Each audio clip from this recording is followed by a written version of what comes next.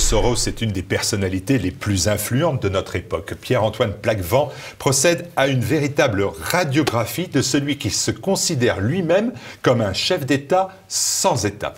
Analyste politique, Pierre-Antoine Plaquevent, vous publiez Soros et la société ouverte. Bonjour. Bonjour Martial. Alors, lorsqu'on observe l'évolution des sociétés contemporaines, on est frappé par la grande diversité des forces qui s'acharnent à les déconstruire. Et vous considérez, vous, au contraire, qu'il y a plutôt une unité dans la déconstruction. Et cette unité, elle a un nom, George Soros, qui est un peu le moteur nucléaire de la déconstruction dans le monde. Oui, c'est assez juste. George Soros est l'une des, s'il y a plusieurs têtes, on va dire, à l'hydre globaliste, c'est une des têtes les plus influentes. Et on va dire, au travers de son réseau de fondations, il exerce une influence dans différents domaines que j'ai étudiés dans cet ouvrage, notamment la question migratoire, tout ce qui est l'influence au niveau des institutions internationales pour les modifications sociétales. Voilà, oui, donc c'est clairement, effectivement, je parle de moteur immobile du globalisme, mais il y a quelque chose comme ça. Alors, on va procéder avec méthode, oui, comme vous le faites d'ailleurs dans l'ouvrage. Qui est George Soros? Oligarque, spéculateur, prédateur, philanthrope, bienfaiteur, tout cela à la fois? Quel portrait peut-on faire de ce milliardaire? C'est un financier et un milliardaire qui a la particularité de se sentir investi d'une mission historique et qui est animé d'un zèle missionnaire insatiable en faveur des idées globalistes. Et ce qui est intéressant, c'est ce que j'ai voulu démontrer dans l'étude, c'est qu'il ne s'agit pas de complotisme, mais vraiment d'un projet qui est documenté et dont Soros et ses réseaux ne se cachent pas, c'est-à-dire dissoudre les États-nations et intégrer l'humanité au sein d'un ensemble plus vaste, au sein d'une gouvernance globale qui aurait fonction de gérer l'ensemble de l'humanité en lieu et place des États-nations historiques.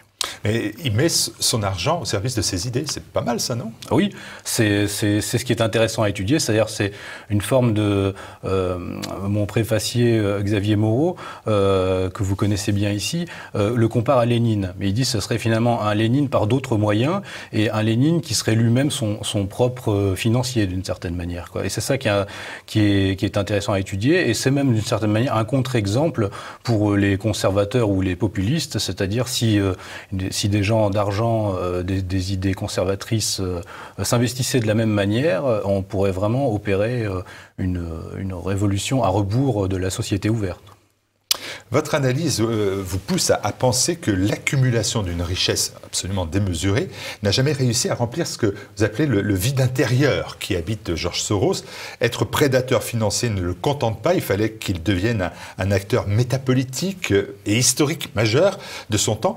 Et il veut influencer l'histoire avec un grand H, mais est-ce qu'on peut là aussi lui en vouloir? Non, mais c'est quelque chose qui le taraude depuis toujours. Il dit lui-même que, il y a une citation, il dit « J'ai depuis la plus tendre enfance des fantaisies et des fantasmes messianiques ». Et en fait, il explique que cette action est faite pour évacuer ces pulsions-là, pourrait-on dire. Mais oui, c'est pas une mauvaise chose. Le problème, c'est dans quelle direction il le fait et par quels moyens il le fait. Et surtout, ce n'est pas fait de manière démocratique. Ce n'est pas proposé aux populations comme un projet de société sur lequel on pourrait se positionner pour le valider ou non. Donc c'est justement toute sa méthodologie, c'est celle que Karl Popper appelait l'ingénierie sociale progressive. Ce sont des gens qui ont finalement un idéal qui n'est pas très éloigné de l'internationalisme révolutionnaire des premiers communistes, sauf que la méthodologie est différente. Ils veulent procéder par étapes et par modifications successives de la société et du substrat même ethnique de la société.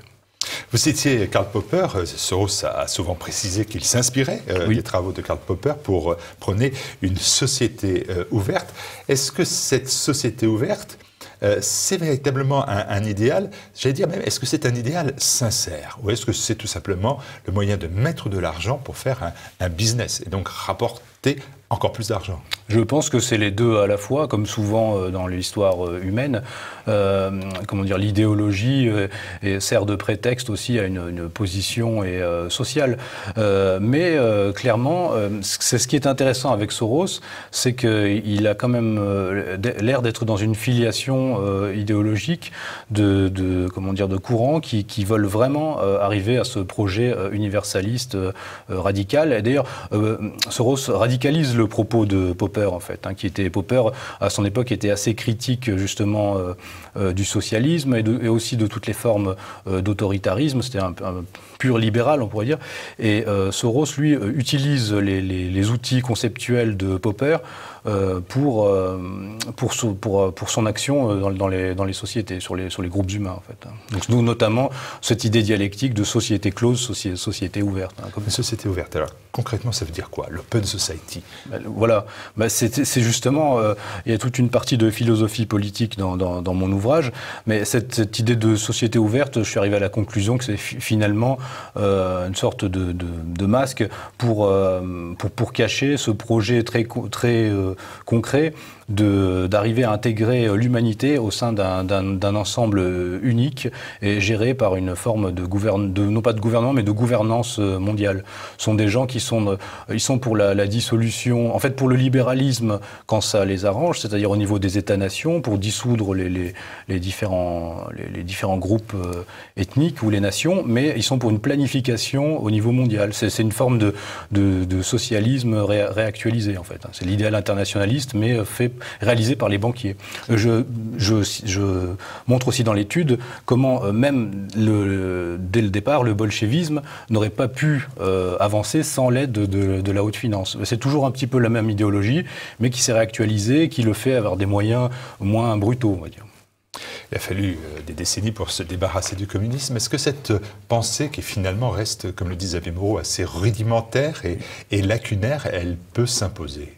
Elle s'impose en tant que praxis politique, en tant que méthode de gestion des populations. Je parle beaucoup de l'influence de la cybernétique aussi et de l'ingénierie sociale au travers de personnes comme Gregory Bateson qui ont inspiré, un anthropologue américain qui a inspiré George Soros, qui est un des pères de la cybernétique. Ces gens-là considèrent les sociétés comme des systèmes et les groupes humains comme des systèmes qu'il faut gérer et qu'il faut encadrer. Donc finalement, l'idéologie n'est pas si important. Ce qui compte, c'est le résultat qu'on peut obtenir avec cette idéologie. Et je pense que, par exemple, ce à quoi on a pu assister il y a quelque temps, la révolte des Gilets jaunes, tous des mouvements comme ça, des soulèvements de population, on en aura toujours plus. Ce sont des réactions, selon le principe que George Soros appelle la réflexivité, sont des réactions au projet cosmopolitique radical.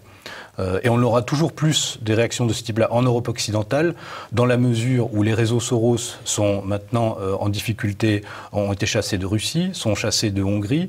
Maintenant, avec l'Italie de Salvini aussi, ils sont en difficulté.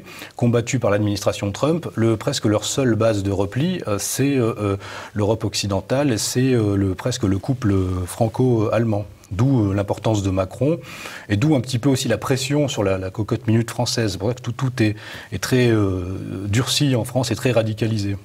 Alors, je parlais de la sincérité dans le combat de George Soros. Toujours est-il qu'il consacre ses réseaux, ses militants, ses milliards dans ce qu'on pourrait appeler tous les méfaits du monde. On le retrouve dans l'immigration de masse, dans la gestion, dans la volonté de faire peser sur les États-nations cette immigration de masse, la dépénalisation des stupéfiants, la théorie du genre. Il est vraiment partout. Oui, c'est à tel point que dans mon étude, je me suis concentré sur certains vecteurs de son action, prioritairement l'immigration, qui est le plus documenté dans mon étude. Effectivement, ensuite, les modifications sociétales, pourrait-on dire, comme par exemple le travail de légalisation, de lobbying en faveur de la légalisation des stupéfiants qu'il mène auprès de l'ONU, au travers de ces ONG, effectivement, au travers des médias, et des changements de régime politique selon la méthodologie des révolutions colorées, inspirée de Jane Sharp, dont je parle aussi dans cet ouvrage. Donc oui, c'est on va dire, c'est tellement vaste que en fait, j'ai voulu montrer secteur par secteur la réalité de cette action. Mais aussi, ce qui est intéressant, c'est de voir que finalement, Soros a lancé une machine, mais qui maintenant le dépasse d'une certaine manière. Lui, il en est le financier, il est maintenant assez âgé, donc il aura des héritiers, son fils par exemple, mais la machine est lancée. D'une certaine manière, lui-même, il se vit, je pense, comme un moment de l'histoire. Donc peut-être que d'autres personnalités pourront incarner à nouveau cette idéologie-là. Voilà. Les réseaux Soros sont présents sur quasiment tous les continents. Oui. Est-ce aussi le cas de la France? Est-ce que notre pays est le théâtre d'opération de cette société ouverte de l'Open Society? Clairement, on a des gens, par exemple, le célèbre Jacques Attali, qui est qui est un laudateur français, francophone de Georges Soros, de toutes les actions de Soros. C'est un peu son exemple, hein, il ne s'en cache pas. Et oui, les réseaux Soros ont été actifs même derrière les associations communautaristes comme le Black Lives Matter, qui a été décliné dans sa version française. Aussi, l'Open Society a produit des rapports qui visaient à incriminer les délits de discrimination que commettrait la police française contre les populations d'origine immigrée. Voilà, toutes sortes de choses comme ça. Et surtout, et aussi une partie du personnel politique qui est relié à Soros. Ça mériterait d'ailleurs une étude spécifique, c'est vraiment lister les personnalités politiques qui ont travaillé ou qui ont un rapport avec Georges Soros. Ce qui est intéressant, c'est de voir que même des personnalités conservatrices, par exemple, là c'est pas en France, mais je parle du chancelier Sebastian Kurz, qui fait partie d'un think tank qui s'appelle l'European Council of Foreign Relations, qui a été fondé par Georges Soros, qui est la version européenne du Council of Foreign Relations, et qui explique que par exemple les revirements un petit peu de Sebastian Kurz vis-à-vis de Viktor Orban, et aussi récemment la négociation qu'il y a eu entre Georges Soros et l'Autriche pour rapatrier l'université d'Europe centrale de Budapest à Vienne suite aux difficultés que rencontre l'Open Society face à Viktor Orban. Donc, on dit en France que les Femen sont financés par Soros, c'est le cas? Oui, les Femen aussi. Les Femen, dans le cadre de l'Ukraine, au travers des ONG de l'Open Society qui ont fait un travail depuis très longtemps en Ukraine, pendant la période de ce qu'on appelait la révolution orange. Là, c'est clairement la méthodologie de Soros qui avait été employée. Puis, ils ont finalement utilisé un autre levier, qui est le nationalisme d'Ukraine de l'Ouest. Et ça, c'est très documenté par mon postfacier, qui vous connaissez aussi, Lucien Suris, qui a écrit un livre entier sur l'Ukraine. Et clairement, oui, les Femen sont liés au réseau Soros. On voit récemment aussi que Attali a promu une Femen aussi. Donc tout ça, c'est tout un milieu finalement international, hein, qui peut utiliser toutes sortes de leviers, qui peut même utiliser la spécificité, c'est de savoir utiliser aussi même les nationalismes d'une certaine manière. En fait, spécifiquement, comme par exemple en Catalogne, les nationalistes sans État pour miner les États existants, c'est-à-dire les autonomismes ou les séparatismes. Voilà, c'est une méthodologie en fait ce que les Russes appellent une technologie politique. Voilà, donc ce sont des technologies politiques qui sont étudiées par ces cercles globalistes et qui savent les appliquer là où il faut. Voilà. Soros et la société ouverte, parmi les champs d'action du milliardaire, l'oligarque, figure l'influence médiatique aussi, oui, et la guerre contre les médias non alignés et indépendants, ce qu'on appelle ici la presse alternative. Il faut aussi gérer cela. Oui. Mais ce qui est intéressant, c'est de voir que, en fait, Georges Soros, alors qu'il prétend être pour un monde, une société ouverte, est très inquiet des réseaux sociaux et de l'influence d'Internet. Il avait même pointé du doigt le mauvais rôle que jouerait Facebook et même Google, je crois, lors du forum de Davos, comme des choses qui peuvent miner la société. Parce qu'en fait, finalement, c'est un mondialiste, mais quand même de l'ancienne génération. C'est-à-dire ces nouvelles technologies, il se rend compte que ça peut être utilisé contre son projet. Récemment aussi, on a pu voir que Facebook avait lancé une enquête contre l'Open Society en interne pour savoir si les attaques médiatiques dont a été victime Facebook cette année à répétition n'étaient pas le fruit de l'influence de l'Open Society. C'est-à-dire que Facebook est donc conspirationniste, en fait, donc, dans ce champ-là. Donc il y a une forme même une forme d'affrontement, par exemple, entre certains milliardaires qui ont soutenu Trump ou l'administration Trump, comme comme le milliardaire libertarien Robert Mercer, et des gens comme Soros. Ce sont des projets différents qui s'affrontent. Alors, j'ai cherché quand même quelques contradictions dans votre propos, qui est, comment dire, très étudié et très réfléchi. Et par exemple, je sais, le quotidien Le Monde prend toujours fait et cause pour Soros, de manière, je vais dire, quasiment systématique. Est-ce que ça veut donc dire que même la grande presse, la presse de grand chemin, peut être sous influence? Surtout la presse surtout la grande presse, oui. Principalement tous ces journaux qui sont maintenant démonétisés aux yeux de la population et qui ne tiendraient pas sans les subventions publiques. Tous ces gens-là, on va dire, si on parlait en termes marxistes, ils ont un intérêt de classe à défendre l'idéologie de la société ouverte, car c'est ce qui leur permet de se montrer comme un paravent humanistes pour leur domination bien réelle sur la société. Alors ils ont effectivement un intérêt. Et après là, il faudrait étudier au cas par cas les liens que pourrait avoir tel patron de presse avec l'Open Society, ou voilà, ça c'est des choses, moi je reste assez factuel sur les domaines que j'ai étudiés. Mais alors ma réflexion, elle est la suivante. Un journal comme Le Monde soutient Emmanuel Macron. Oui. Emmanuel Macron, si c'est pas un Soros boy, reste un élève de cette école de pensée. Et pourtant, c'est Le Monde qui a attaqué Emmanuel Macron la première fois avec l'affaire Benalla. C'est Le Monde qui l'a publié. On peut se dire que depuis 6 mois, Le Monde a porté le premier coup et que les coups se suivent. Moralité, est-ce que Soros est capable finalement de gérer tout? Et s'il gérait tout, pourquoi on attaque Emmanuel Macron? Il devrait être défendu par les uns, par les autres, par l'Open Society. Et finalement, les coups qu'il reçoit ne devraient pas le toucher. Ce que j'ai essayé de montrer dans cette étude, c'est justement que les choses ne sont pas monocausales et que, en fait, on n'a pas, tout est question de rapport de force, y compris au sein des forces mondialistes. Là, je vous parlais de cet affrontement entre les GAFA et l'Open Society, par exemple. C'est justement là que le projet de société ouverte est utopique, c'est qu'il veut réaliser une humanité sans conflit, mais donc sans frontières, donc sans conflit, c'est impossible.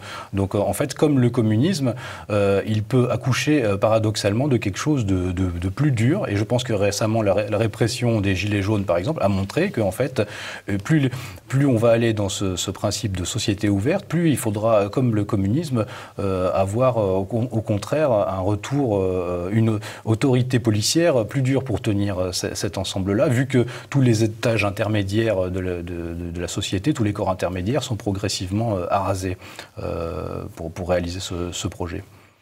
Le sorosisme, combien de divisions finalement? Regardez en Italie, oui. Soros recule. Dans un tout petit pays, un président courageux, mais issu du monde conservateur, Viktor Orban, est capable de faire reculer Soros. Rendez compte, vous nous expliquez pendant 500 pages que c'est le diable, et il y a un homme dans un petit pays qui est capable de le faire reculer. Il a lui-même d'ailleurs été bénéficiaire d'une bourse de Soros dans les années 90. C'est ce que vous révélez, effectivement. Voilà.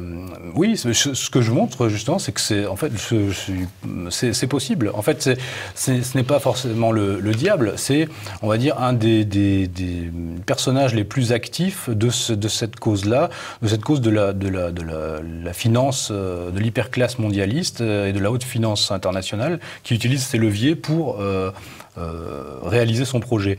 Mais effectivement, l'intérêt d'une telle étude, c'est de faire comprendre le projet pour que là, pour le coup, des gens politiques ou des hommes politiques comprennent ce qu'ils ont en face et orientent la société différemment. Et c'est possible, parce qu'en fait, combien de divisions, mais surtout combien de milliards, parce que tout est une question de financement. Si des forces conservatrices commencent à... En fait, ce qu'il faut comprendre, c'est finalement la politique... Comment dire, le véritable division du système politique international, ce serait un petit peu, de manière un peu schématique, mais la haute finance idéologique en haut, plus en dessous, le monde justement des médias, qui façonne un peu l'église de l'opinion globale, ensuite le monde de la technocratie et des pouvoirs non élus, et dont font partie les ONG, de ces organisations non gouvernementales, et en dessous seulement le monde de la politique parlementaire, donc ce qui nous est donné à voir à nous, la population.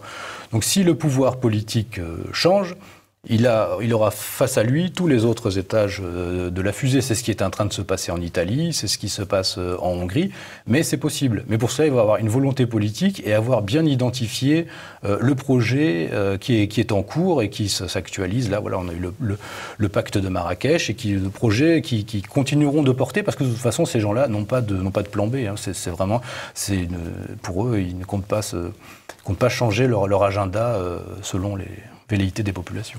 Est-ce que la bonne nouvelle, finalement, c'est pas que le sorosisme s'écrase finalement lui aussi contre le mur de la réalité? Oui. Regardez, les peuples se soulèvent face aux vagues migratoires qui fondent sur l'Europe.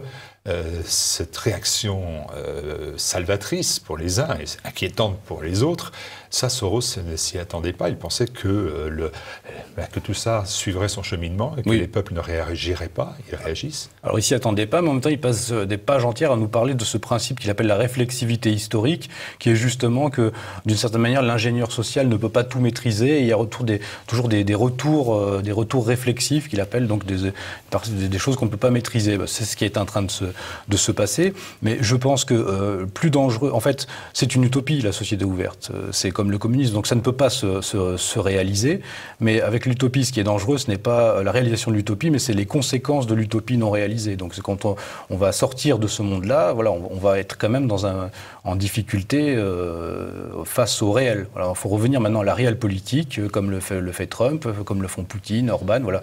Seulement ça peut nous sauver, sortir de l'idéologie et retrouver la réelle politique. Ces gens-là veulent nous mettre dans un monde où c'est l'inverse. Tout est moral. La politique est constamment confondue avec le moralisme et progressivement on dissout le politique dans le moralisme. Donc c'est l'inverse qu'il faut faire. Alors dans la société ouverte, eh bien, on fait comme dans l'ancien monde, c'est-à-dire qu'on transmet son pouvoir et son argent à ses enfants. Oui. Il y a quelqu'un pour récupérer et à la fois les lingots et l'utopie?